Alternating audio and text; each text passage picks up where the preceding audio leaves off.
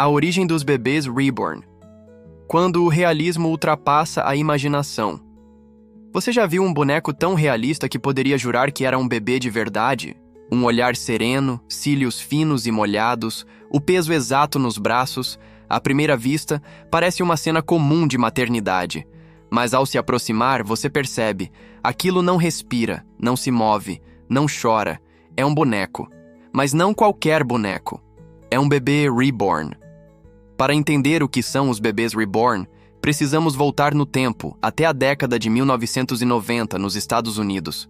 Em meio a uma cultura crescente de hiperrealismo e arte hiperdetalhista, algumas artistas começaram a se destacar na produção de bonecas, que não se pareciam com brinquedos comuns. Eram obras de arte. Cada veia, cada poro da pele, cada microexpressão era cuidadosamente pintada à mão.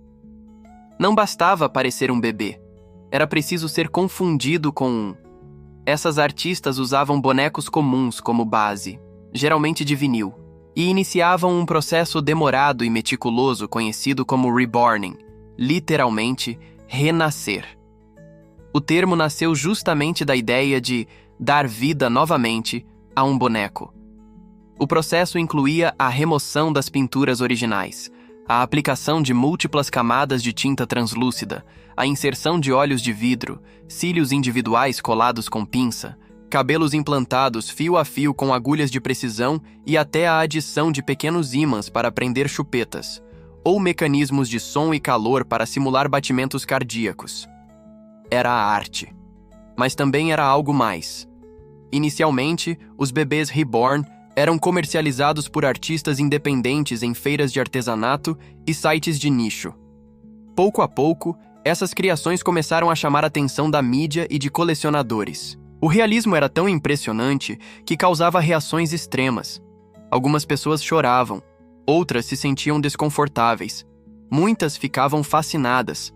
Era como encarar o limiar entre a vida e a imitação da vida. Mas o que motivava essas artistas?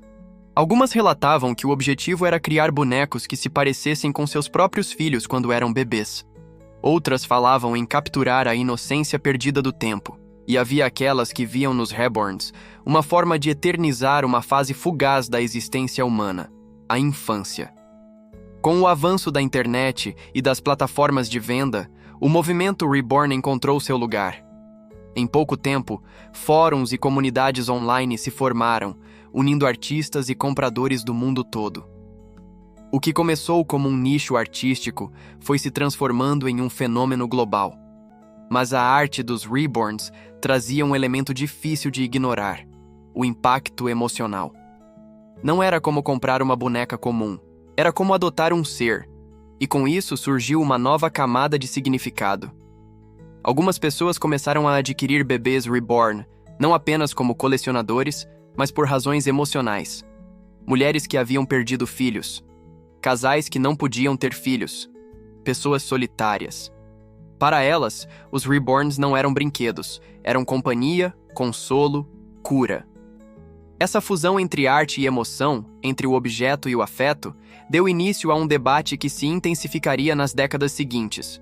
Até que ponto um boneco pode, ou deve, preencher um vazio humano? O nascimento dos bebês reborn não foi apenas o surgimento de um novo tipo de boneca, foi o nascimento de um novo símbolo social. Um artefato que, embora inanimado, carrega consigo camadas de significado, dor, nostalgia e esperança. E isso era apenas o começo. Na próxima parte, vamos acompanhar como essa arte silenciosa ultrapassou fronteiras e se tornou uma comunidade global, com seguidores apaixonados, vídeos virais e até clínicas que utilizam bebês reborn como ferramenta terapêutica. Mas antes, pare e pense. Se você encontrasse um bebê reborn em uma loja, deixado em um carrinho sem saber que não é real, você saberia a diferença? Ou será que, no fundo, estamos todos mais vulneráveis à ilusão do que imaginamos? A comunidade reborn, o nascimento de um mundo paralelo. Enquanto os primeiros bebês reborn ainda eram tratados como peças raras de uma arte silenciosa, algo começou a mudar. O mundo digital, com sua capacidade infinita de conectar pessoas com interesses específicos, se tornaria o terreno fértil ideal para o florescimento de um fenômeno global. No início dos anos 2000, fóruns de discussão começaram a reunir não apenas artistas, mas também compradores, curiosos e pessoas profundamente tocadas pelos reborns.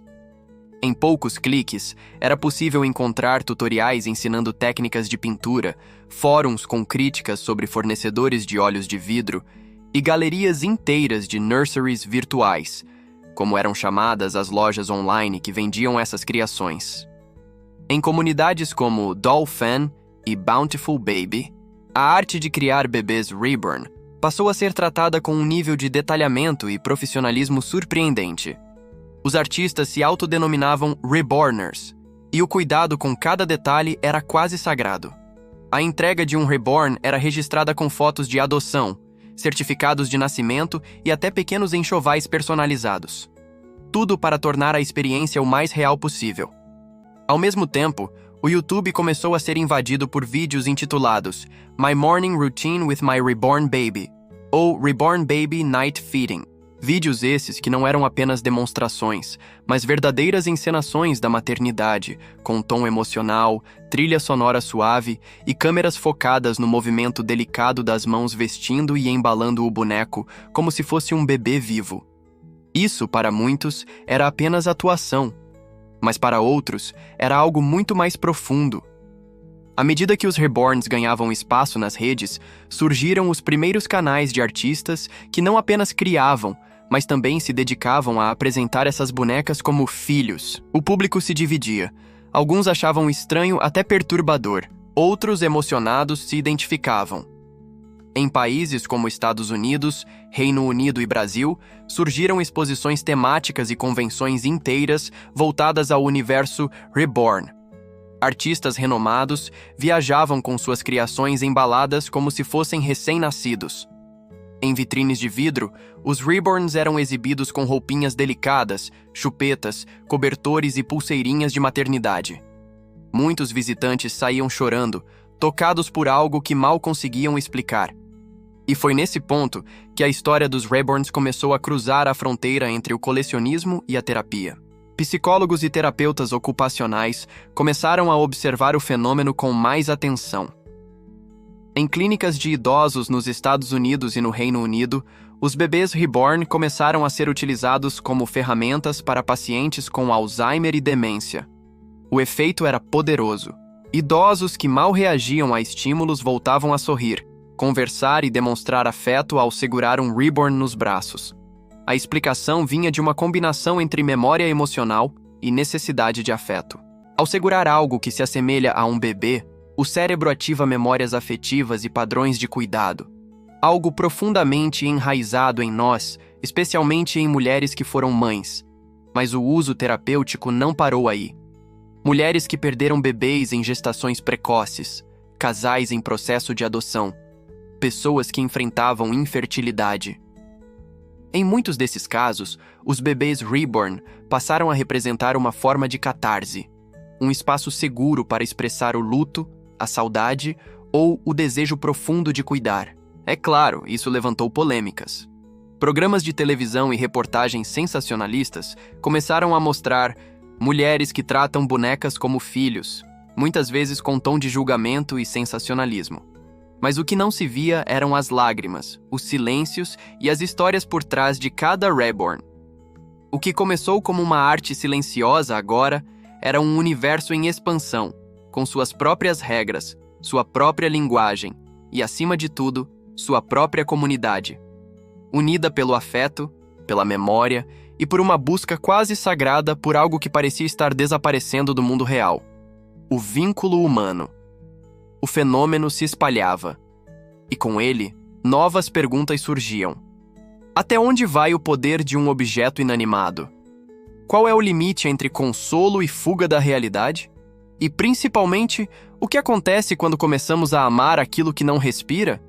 Na próxima parte, vamos mergulhar mais fundo nos casos emocionantes e perturbadores do uso dos reborns como substitutos do luto, da solidão e até da maternidade, e também nas fronteiras éticas que esse mundo levanta. Mas antes, reflita. Você já se sentiu apegado a algo que não é real? Uma lembrança, um objeto, uma ausência? E se isso ganhasse forma, você conseguiria resistir ao impulso de cuidar? Bebês, reborn e o luto, quando a dor se veste de realidade. Há um silêncio profundo que acompanha o luto, uma ausência que não se descreve, que apenas se sente. Para algumas pessoas, essa ausência tem o tamanho e o peso de um bebê nos braços. Um bebê que nunca chegou, ou que chegou e partiu cedo demais. E é aí que os bebês reborn deixam de ser apenas arte. Eles se tornam uma tentativa de consolo. Nos últimos anos, diversos relatos emocionantes e por vezes perturbadores surgiram em todo o mundo envolvendo pessoas que recorrem aos bebês reborn como forma de lidar com traumas profundos, perdas gestacionais, infertilidade, solidão, envelhecimento e até depressão severa. É o caso de Emily, uma mulher de 38 anos do Texas. Após sofrer 3 abortos espontâneos, ela recebeu de presente de uma amiga um bebê reborn personalizado. O boneco foi moldado a partir de fotos do ultrassom, com o nome do filho que nunca nasceu bordado na manta. Emily conta que, ao segurar aquele bebê nos braços, sentiu algo que não sentia há meses: paz. Não porque acreditava que era real, mas porque, de alguma forma inexplicável, aquilo a fazia sentir-se mãe. Histórias como a de Emily não são raras. Em grupos fechados no Facebook e comunidades online, milhares de pessoas compartilham rotinas, sentimentos e até fotos emocionantes com seus bebês reborn. Em muitos casos, os reborns recebem nomes, roupas personalizadas e um espaço especial em casa. São colocados em cadeiras de alimentação, berços, carrinhos. São alimentados com mamadeiras que contêm apenas água. São fotografados como se fossem recém-nascidos e são tratados com amor, verdadeiro amor. Para quem vê de fora, pode parecer estranho, ou até patológico, mas a linha entre terapia e fuga da realidade nem sempre é tão clara. Segundo a psicóloga britânica Jo Hemmings, em entrevista à BBC, os reborns podem sim ser terapêuticos. Eles funcionam como uma âncora emocional para quem está lidando com perdas irreparáveis. Não se trata de fingir que o boneco é um bebê real, mas de permitir que a pessoa passe por um processo de cura simbólica. Ela também alerta, no entanto, que é preciso observar os limites. Quando o vínculo ultrapassa o papel simbólico e a pessoa começa a viver em função do boneco, evitando a realidade, recusando interações sociais e criando uma bolha emocional, isso pode indicar um quadro de negação profunda. Um dos casos mais emblemáticos aconteceu em 2014 na Inglaterra. Uma mulher foi filmada alimentando um bebê reborn em um shopping center, enquanto conversava com ele como se fosse vivo. O vídeo viralizou, gerando reações de espanto e até ódio. Muitos não sabiam que ela havia perdido um filho recém-nascido 2 anos antes e enfrentava um quadro severo de depressão pós-traumática. O reborn, segundo sua terapeuta, era sua única forma de manter a sanidade. Outros casos causaram reações igualmente intensas, como o de um hospital no Seafield que proibiu a entrada de bebês reborn em suas enfermarias após um visitante confundir um boneco com uma criança abandonada. Ou o de uma mulher que viajava com seu reborn em um avião, provocando pânico na tripulação quando o boneco foi deixado no assento durante o desembarque. Esses episódios mostram que a hiperrealidade dos reborns pode sim causar confusão, não apenas em quem os vê, mas em quem os possui. Mas por que isso acontece? Talvez porque os bebês reborn toquem em algo arquetípico: o instinto de cuidado, a necessidade de proteger, a fragilidade da vida e, acima de tudo, o desejo profundo de preencher vazios que o tempo e a lógica não conseguem curar. Muitos terapeutas reconhecem que, se usados com acompanhamento psicológico, os reborns podem ser ferramentas valiosas, tanto no luto quanto na reconstrução emocional de pessoas que perderam filhos, passaram por abortos ou enfrentam a infertilidade. Nessas situações, o boneco atua como um objeto de transição, que ajuda o cérebro a ressignificar a perda. No entanto, o debate ético continua. Seria saudável manter um reborn por anos como se fosse um filho? Como distinguir consolo de ilusão? Até onde vai o conforto? E onde começa o aprisionamento? A resposta talvez esteja no propósito. Quando um reborn é um espaço de expressão, ele pode ser libertador. Mas quando se torna uma prisão emocional, pode agravar feridas que deveriam estar cicatrizando. Na próxima parte, vamos explorar como os bebês reborn chegaram ao mainstream, invadindo redes sociais, criando negócios milionários e lançando luz sobre as carências emocionais da sociedade contemporânea. E com isso, uma última pergunta. Por que estamos tão desesperadamente buscando o que perdemos? O espelho da sociedade. O que os bebês reborn dizem sobre o nosso tempo? Em um mundo cada vez mais virtual, onde emoções são digitadas e afetos se transformam em emojis, a imagem de alguém embalando um bebê reborn, com um olhar terno e mãos cuidadosas, pode parecer deslocada. Mas talvez, justamente por isso, ela esteja se tornando tão comum. Nos últimos anos, os bebês reborn deixaram de ser um nicho artístico para se tornarem uma tendência visível, impactando cultura, comportamento, economia e até saúde mental. Basta digitar Reborn Baby nas redes sociais para encontrar uma avalanche de vídeos com milhões de visualizações. Em plataformas como TikTok, YouTube e Instagram, milhares de perfis são dedicados exclusivamente a mostrar o dia a dia desses bonecos hiperrealistas. Influencers do universo Reborn acumulam seguidores fiéis, que assistem vídeos como Primeira consulta com o pediatra, Viagem com meu bebê Reborn ou Reação das pessoas quando veem meu Reborn no shopping. E aqui está o detalhe. O público não está apenas assistindo, está sentindo. Comentários se acumulam. Isso me lembra o meu filho que perdi. Tenho 3 Reborns. Cada um representa um momento da minha vida. Queria ter coragem de comprar um, mas tenho medo do que os outros vão pensar. Esses relatos mostram que o fenômeno não é superficial. Ele ecoa profundamente no emocional coletivo. Em uma sociedade marcada pela pressa, pelo individualismo e pela constante sensação de vazio, os bebês reborn funcionam como pequenos santuários de afeto. Eles não choram, não crescem, não exigem mais do que um gesto de carinho. São, em certo sentido, o ideal afetivo em forma material. Mas essa popularização também gerou uma nova indústria, e com ela, novas polêmicas. Os preços dos bebês reborn variam de forma brutal. É possível encontrar modelos simples por cerca de R$500, enquanto versões hiperrealistas, feitas por artistas renomados, podem ultrapassar os R$15.000. Existem até reborns feitos sob encomenda com base em fotos de bebês reais, inclusive filhos que morreram, o que, por si só, levanta dilemas éticos profundos. Além disso, empresas começaram a explorar o potencial de mercado, vendendo enxovais completos, carrinhos, mamadeiras, berços e até seguros de adoção reborn. Um pacote fictício com certidões, consultas e manuais de cuidados. Tudo para tornar a experiência o mais maternal possível, mesmo sem vida real envolvida. Esse consumo de experiências emocionais é sintomático. Vivemos em uma era em que sentimos falta de conexões, mas tememos o peso real delas. Queremos cuidar, mas nem sempre queremos a responsabilidade. Buscamos consolo, mas não sabemos como lidar com a dor. E nesse espaço entre o querer e o temer, os reborns encontram seu lugar. Eles são, em muitos sentidos, um reflexo do nosso tempo. Um tempo em que a realidade muitas vezes machuca e a fantasia oferece abrigo. Em que pessoas solitárias encontram companhia no silêncio de um boneco. Em que mães em luto encontram um meio de não esquecer. Em que artistas expressam sua visão de pureza, amor e fragilidade. Mas também um tempo em que fronteiras estão sendo borradas. Onde a arte se confunde com necessidade, onde o afeto é simulado e o apego ao inanimado cresce.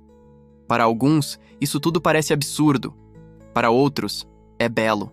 E para muitos, é simplesmente necessário. Não há uma resposta única. Os bebês reborn provocam, questionam, emocionam e, acima de tudo, revelam. Revelam nossas fragilidades, nossos medos, nossas saudades. E mostram que mesmo em um mundo onde quase tudo é descartável, ainda existe uma vontade inata de cuidar, mesmo que seja de algo que não respira. Hoje, clínicas, terapeutas, artistas e comunidades inteiras se unem em torno desses pequenos corpos de vinil. Alguns os veem como arte, outros como terapia, outros ainda como filhos simbólicos. E cada visão é legítima à sua maneira, porque no fim, o que os bebês reborn nos mostram não é apenas sobre eles, é sobre nós, sobre o que perdemos, sobre o que buscamos, sobre como mesmo quando tudo parece artificial, ainda há algo profundamente humano pulsando por trás dos olhos de vidro. E talvez seja isso que mais nos assuste e que mais nos atraia.